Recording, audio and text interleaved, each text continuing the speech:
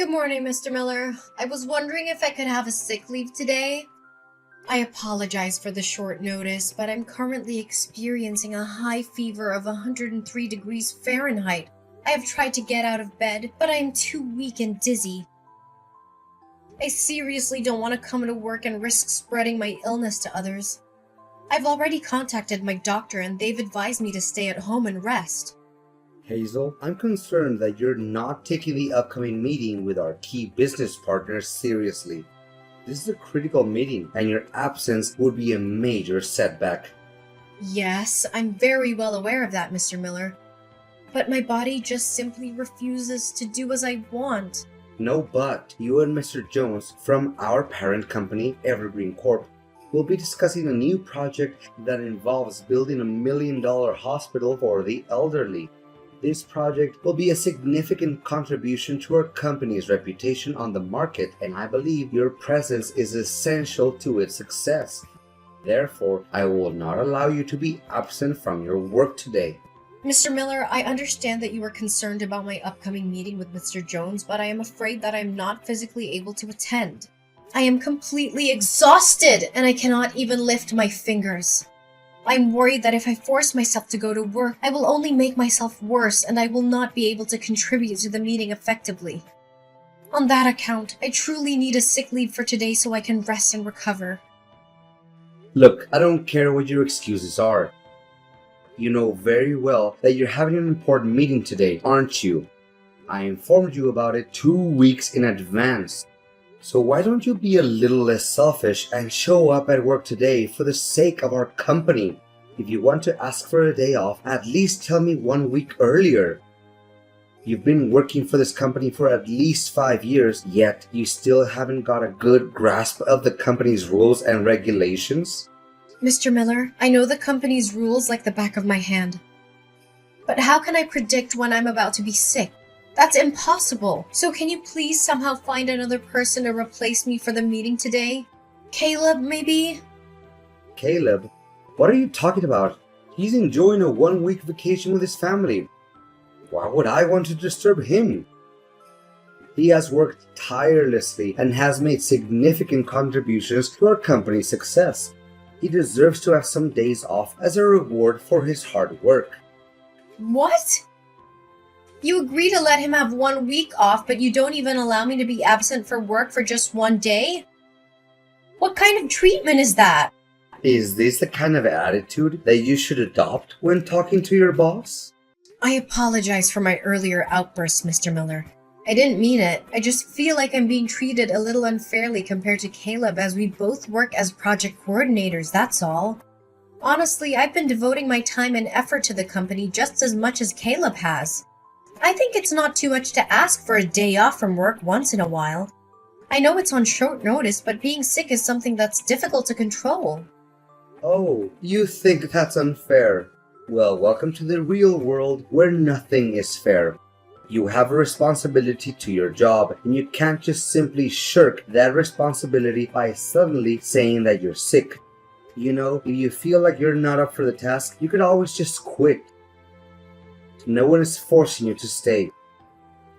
It's funny how you didn't complain about your salary when you were coasting along, but now that you're actually expected to do some work, you're suddenly complaining? Mr. Miller, you're misunderstanding my point. I love this job and it also provides me with good wages. I'm not trying to complain or say that I'm not up to the job's expectations. I'm just simply asking for a day off because I'm literally not good enough to work today. Fine, you want a sick leave for today? You can have it, but remember to submit your request for sick leave tomorrow when you come to the office along with your resignation letter. If you don't, I'll compose a termination letter and send it to you personally. Mr. Miller, are you threatening to give me the sack just because I'm requesting a day off? I'm curious as to why you're treating me in this manner. I'm certain you're aware that your actions are in violation of employment law. Well, I'm not threatening anyone. As your employer, I can say that you don't have any respect for your superior and you don't fulfill the requirements of this job. If we fail to enter into a contract with Evergreen Corp, Today, because of your recklessness, it would make more than enough reason for you to be dismissed. The choice is all yours. I'm not forcing you to do anything. Please, Mr. Miller, there must be another way to carry out the meeting without me having to show up. Can you please take the call, Mr. Miller? You've done a great job yesterday, Hazel. You got us another big contract. Your convincing skills have been instrumental in helping us win one contract after another. I must give you credit for that. Great, I'm glad everything worked out in the end. But I almost fainted after the meeting was over because the fever went really bad. Luckily, Mr. Jones figured that out and he took me to the hospital in time. I hope that you realize it could be a life-threatening situation, Mr. Miller. Oh, come on. Don't be such a drama queen. The fact is, you're still well and alive, aren't you? If not, you wouldn't be able to stand up, let alone sulk at me like this. Consider it a valuable lesson for your amateurism at work. You're all grown up, stop being childish and unreasonable, and then expect someone to clean after your mess. Please, Mr. Miller, don't get me wrong. I was just defending the legal rights that an employee deserves to have. And I still think that I did deserve to have a day off yesterday due to my high fever. I'm not trying to flatter myself, but I'm even worthy of receiving a bonus for having managed to go to work yesterday despite my sickness. So now you're demanding extra money for fulfilling the job duty that you already get paid for? How entitled of you. You should consider yourself lucky that I didn't dock your pay for today's penalty time.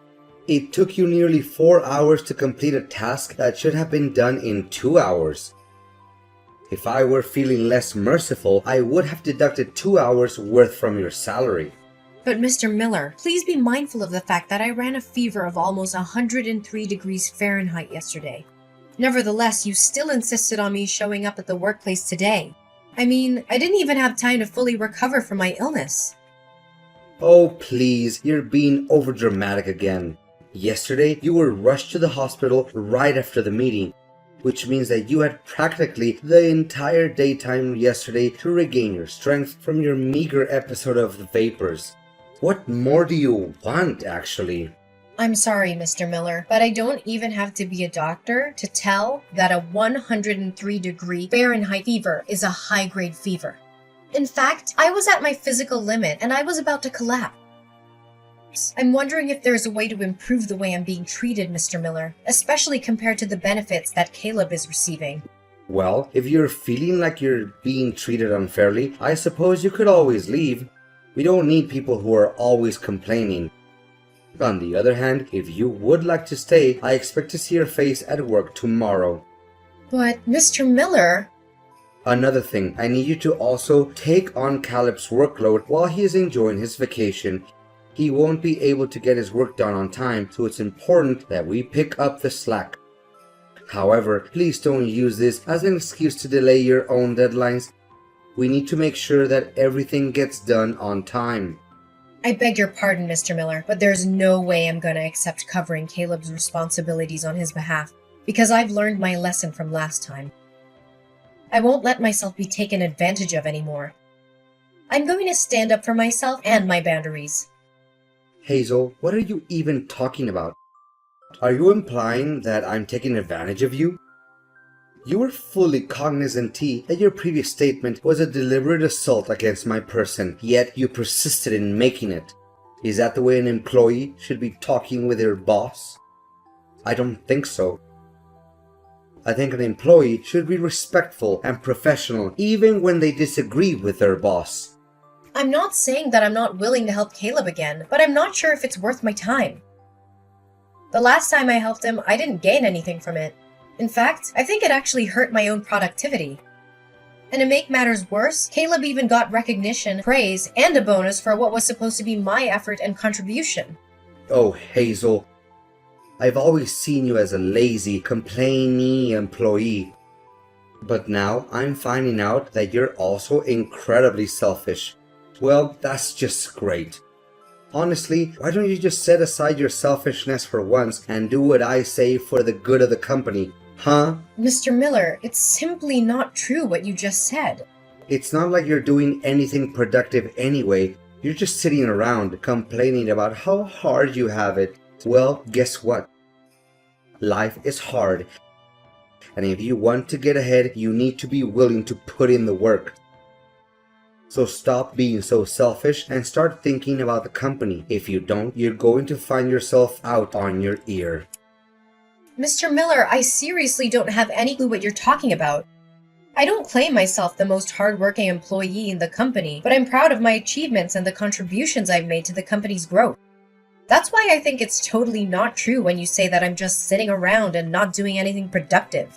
Look, I'm not going to waste my time arguing back and forth with you. If you're feeling dissatisfied, please pack your things and leave the office by tomorrow. I'd be more than glad not to see you around anymore. To be honest, you're just a blip on the radar and your contributions are negligible. Do you really think that the company will be unable to function without you? But Mr. Miller, please have sympathy for my family's circumstances. I'm a single mother of 2 children. I truly need this job to support my family. I have been with the company for half a decade, and I have worked hard to build my career here. If I quit this job, I'll have to start my career over from scratch, take a low-paying job, and I won't be able to provide for my family anymore. Does any of what you just said have anything to do with me? Don't delude yourself that you're the only person in the world who has a family to support and needs money to get by. Wake up and face reality. Everyone else is dealing with the same issues as you're having right now, so your excuses mean nothing to me. Mr. Miller, I am simply asking for fairness.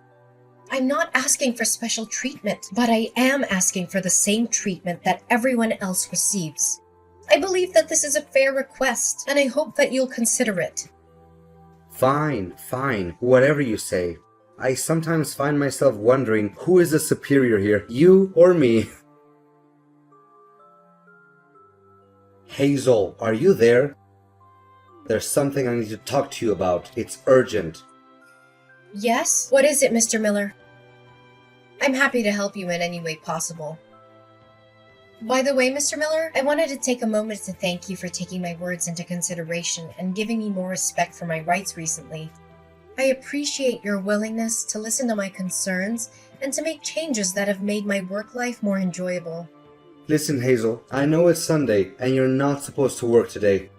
Nevertheless, I have a small request and I expect you to say yes to it. Okay, Mr. Miller, tell me. My mom is not feeling well and I need your help.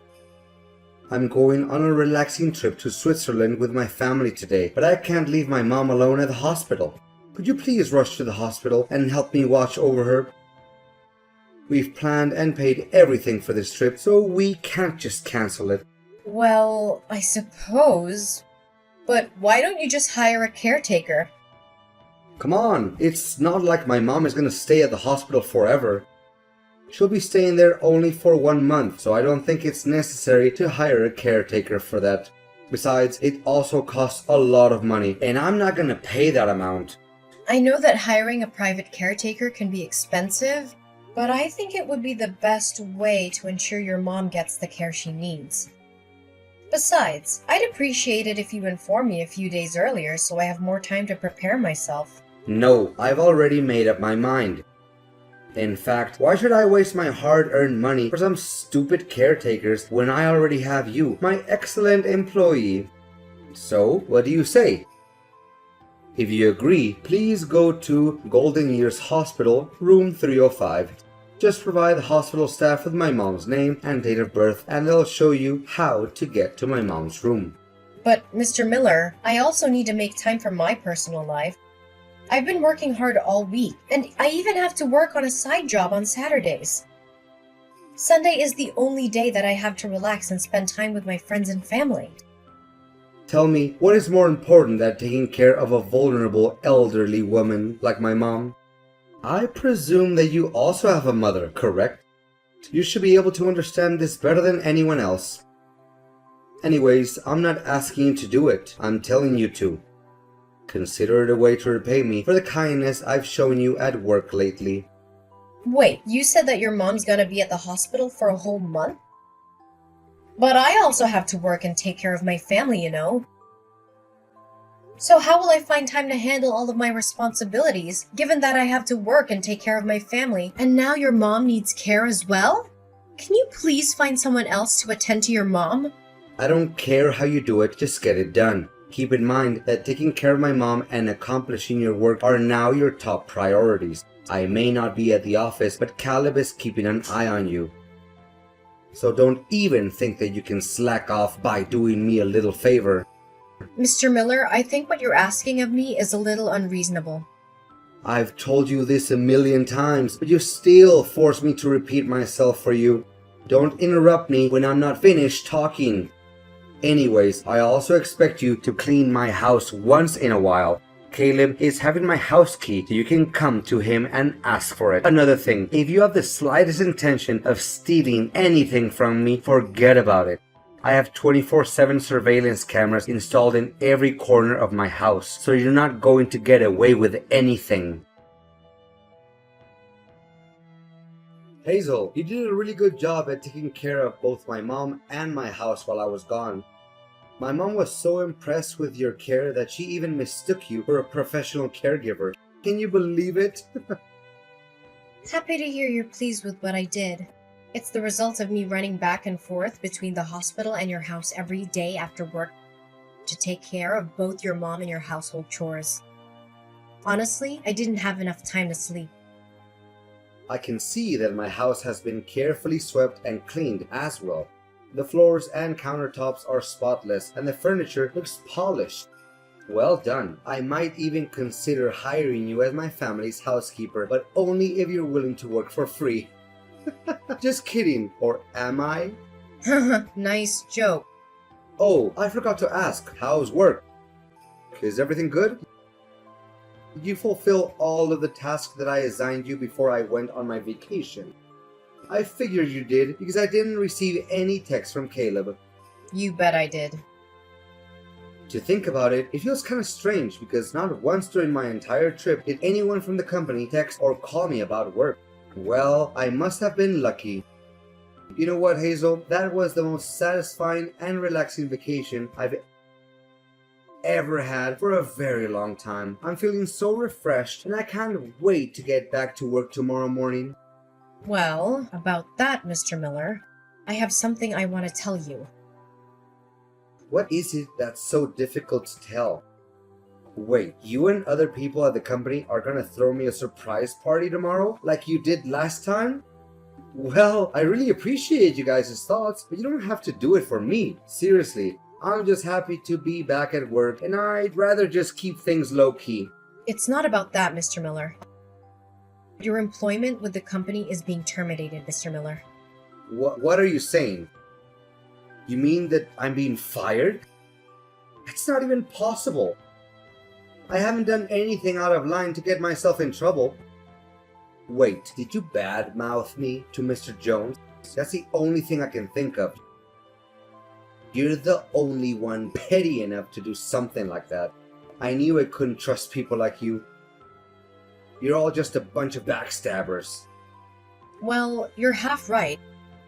I did talk to Mr. Jones about you, but I didn't mean to get you fired.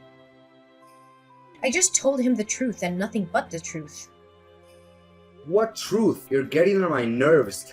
Firstly, don't get me wrong, but I didn't intentionally meet Mr. Jones in person. We accidentally bumped into each other when I was taking care of your mom in the hospital.